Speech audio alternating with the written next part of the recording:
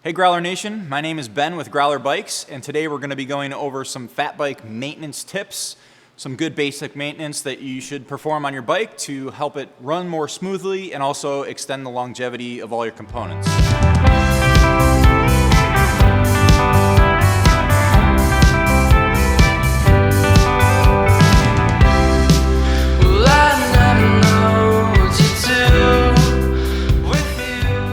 So it's very common for people to want to wash their bike a lot, in some cases too often. It's good to keep your bike clean and maintained, but you don't always need to do the full hose down and scrub brush and that whole thing. That is a good way to wash your bike. I like using just a general purpose scrub brush or a rag, and you can go over the whole bike with a gentle spray from a hose. You never want to use a jet or a powerful wash like a power wash or anything like that. It's bad news for all types of bike bearings and moving parts on your bicycle. It forces water into bad places and actually creates more problems than it does help. One of my favorite things to use for bike maintenance is isopropyl alcohol. 70% is good enough for most. If you really want to go for it, you can go for 90%.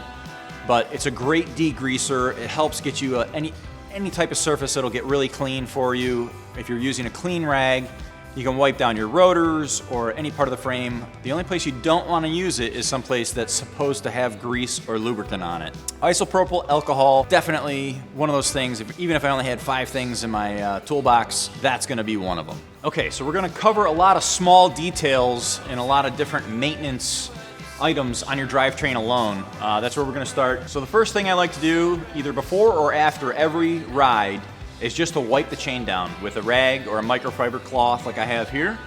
And I just wrap my whole hand around it and cycle the cranks in reverse. And you can just move it around. You'll see there's a lot of buildup on there that's gonna come off. So next we're gonna look at the derailleur, and you can actually use the same technique to clean the derailleur pulleys with a rag, and by cycling the cranks, you can clean off all the debris and the chain lube buildup that often builds up on a derailleur pulley. Once you get all that cleaned, we'll go back through and lubricate like the joints, all the hinges on the derailleur, and make sure it's gonna stay clean and functioning well for you. The cassette is also an often overlooked item that you can clean and maintain that will help your drivetrain perform well. So it gets built up just like any other part of your drivetrain from the lubricant on your chain. And it also has a tendency to pick up leaves and weeds and sticks and dirt and stuff. And cleaning those out with a small pick or something is a really good idea. You can also go so far as to remove the cassette entirely and soak it in some type of degreaser or solvent. And that really does a nice job with a scrub brush. Makes fast work of cleaning off your cassette. So the last piece of the puzzle on your drivetrain is just to clean off the buildup or debris on the chainring itself. And you can do that again with a rag or a small scrub brush, maybe some spray degreaser or something like that helps break up some thick buildup from chain lubricant. So there's a bunch of different types of chain lubes out there. I think a lot of them have their own merits, and given the right application, maybe better suited to certain regions than others. Where we live in Rochester, New York, it's a pretty harsh environment for a bicycle in general, especially the drivetrain. Wet, muddy, dusty, frozen, salty, everything in between. Pretty much the worst imaginable environment, so I prefer to use a wet lube almost year-round. It's not as clean. It does have a tendency to pick up more dirt and debris, but it's more durable and it'll last longer.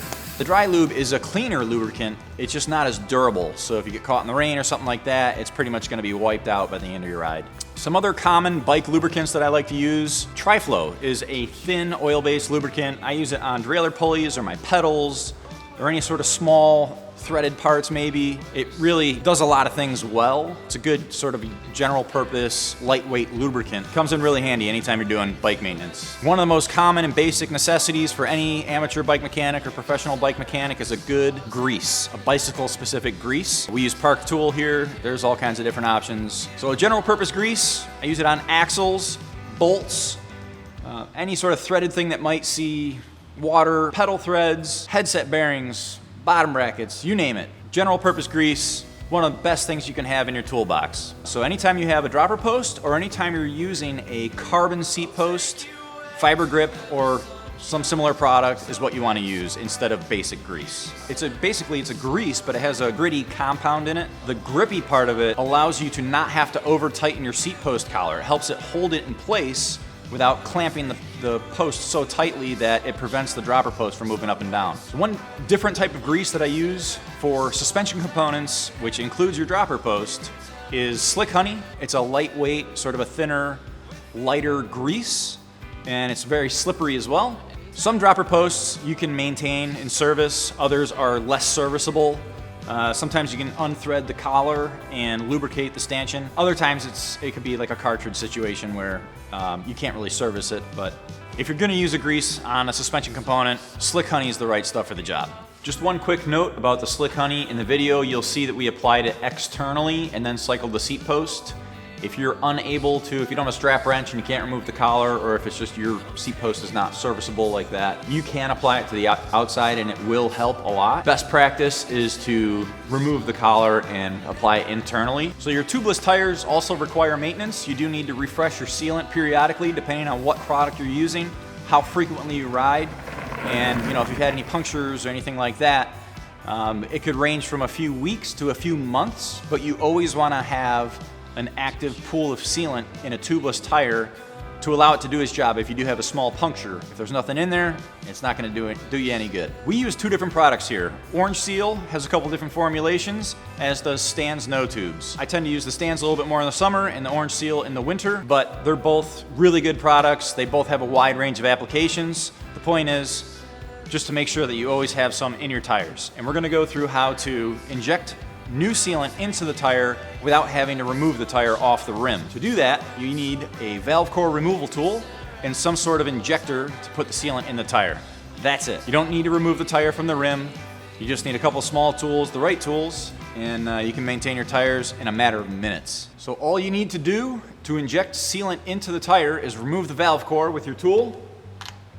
It just unthreads. Then if you have a small bottle like this, it's reusable and it makes a really easy measuring tool, and it also has a tapered tip, so it fits right down inside the valve without having to take the tire off. You can inject your sealant right through the valve. Once you've injected it, you can thread your valve core back into there and reinflate your tire.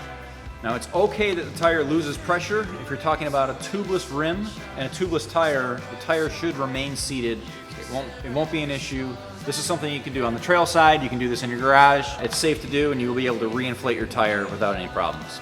So that's it for our basic maintenance coverage on your Growler fat bike. There's a lot of topics, and we can dive deeper into certain things like bearings and hubs and headsets and bottom brackets in another video, but that was a good general overview. I'm sure there'll be plenty of questions. Feel free to leave those in the comments below. If you like our channel, please subscribe so you don't miss out on future videos. That's all for today. We'll see you next time.